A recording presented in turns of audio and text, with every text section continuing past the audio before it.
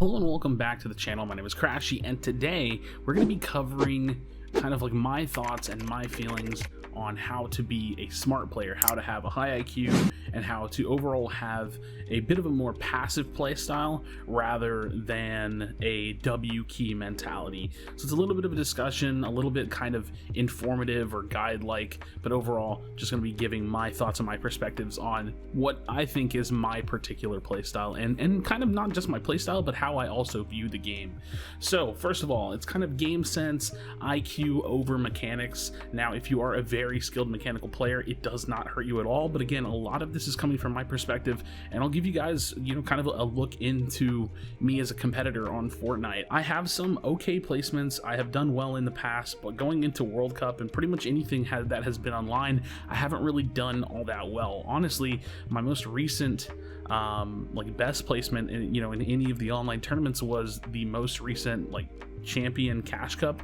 I got 205th place with 60 points, and I mean, really, I stuck to my game plan. I played very passively, and that's what we're going to cover. So I think the first thing, and I've talked about this on stream a little bit, and I just now realized that I wanted to make it into a video because I think this might help mold more of a playstyle for some of you players out there, and for some of you guys out there that might be looking for some more identity in your game plan or in the way that you play the game, and if not, maybe this will just expand your mind and give you something to think about. But I think the biggest competitive fallacy is that you need to W key in certain situations, or that you need to be a aggressive player.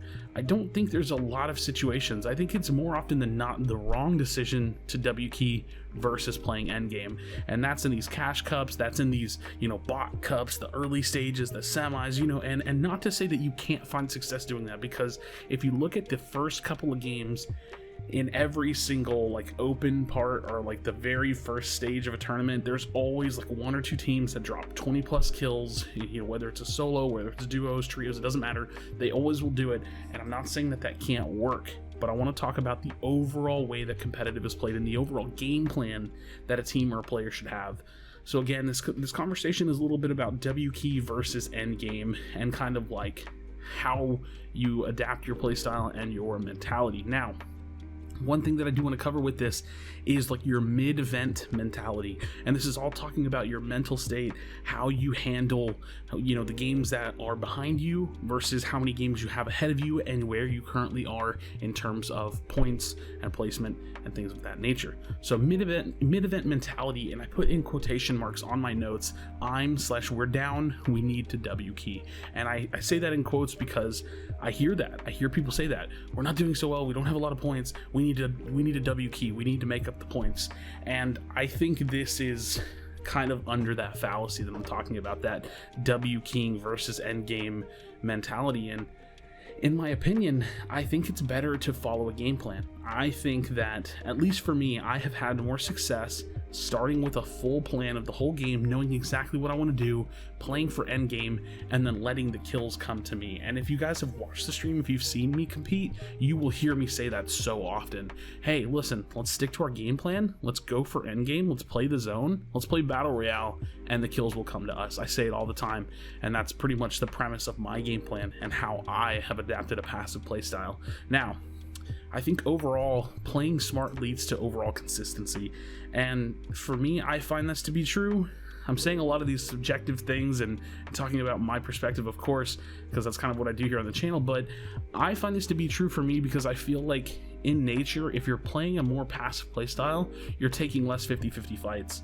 And even if you get a few shield tags on someone, or even if you don't get shield tags on anyone, if say you're in full W key mode, you are putting your whole game on the back of a 50-50 fight with someone. You may not know what they have, you may not know if they have traps or what their shield situation is like, and ultimately at the end of the day, you may not know if the player is just better than you or more mechanically skilled. And if you're talking about solos in a 1v1 situation, those are really important fights.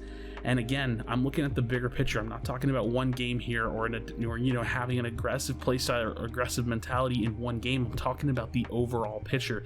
If you feel like you have to W key, then you might be throwing that one game out of 10 or one game out of 15 away if you lose that fight.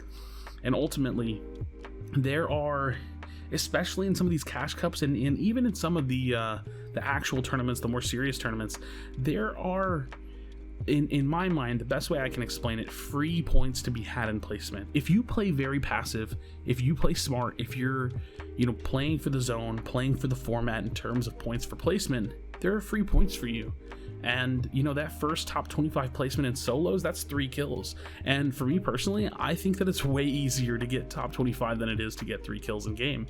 And again, speaking from someone that's not the most mechanically skilled player, I'm a little bit older, and I just find it a little bit harder for me to find eliminations, but I can consistently score through getting placement.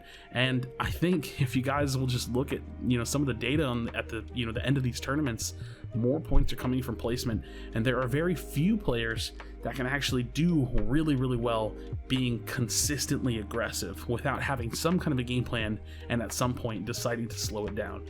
And so W keying to me is more of a skill set that a player should be able to utilize and turn it on and off rather than a playstyle. And this is like my big bulletin point keynote in my notes for this video discussion.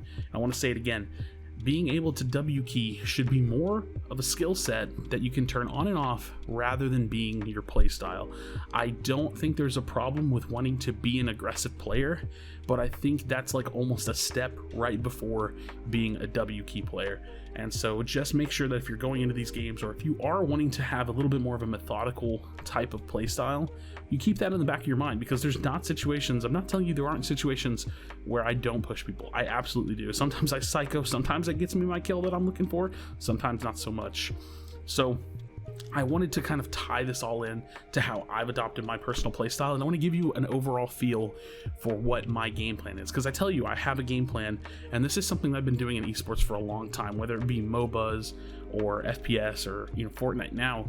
I always have an idea of what I want from start to finish in a game. And so my game plan for Fortnite is this. I personally like to land on the edge of the map. If you guys have seen me compete, I land at the John Wick house somewhere over in the desert. I like to land in the desert. It's my favorite zone. And my goal is to win my drop spot. You have to do the best, because that's usually one of the hardest points of the game, to win your zone, you win your spot, make sure you make it out alive. And then I play for center zone for many circles, as many as I can. I try to get obviously the best rotation, the best positioning. You try to keep your mats up.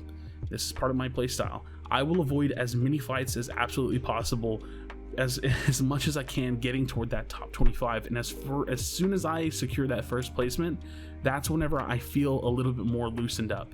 I'm not quite in the mood to turn on the gas. If I feel desperate, I may make a play, I may force a box fight. It's honestly even sometimes pretty rare that I'll even open up my boxes and even take shots. Now, if players are launch padding, yeah, I'll do it, but guess what?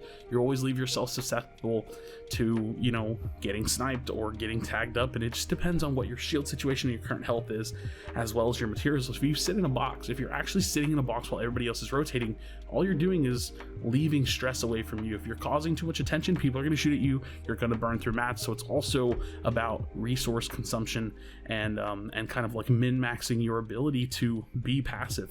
And with this kind of a passive play style, it also comes with discipline, because I'll tell you guys first and foremost that being this type of a player is kind of boring. It is, not gonna lie to you. I do enjoy sitting in a call with another friend or player and kind of being able to go through the mental state of just having someone there and having a social option while you're playing in this mindset or playing in this play style. But it's just something to think about. Now, overall, I think I'm not telling everybody out there that being a passive player or adapting a passive play style is the objective right way to play, but I do want to tell you that I do think in the long run this could lead to better results, if nothing else for helping you train your mental state and the ability to be a disciplined player. So overall, I hope you guys enjoyed this video and my overall thoughts on how to be a passive player, having IQ over just raw mechanics and kind of the fallacy behind W keying. Let me know what you think in the comment section down below. And this is again that keynote on my notes. Do you think that W keying is a playstyle or more of a skill set? So thanks for checking out this video. Please don't leave without leaving a like. I appreciate it again, and I'll see you on the next video. Do you feel your bones start to shake? Do you feel the earthquake? Do you feel the fire inside of me? Do you see the sparks that I'm setting free? Does the beat take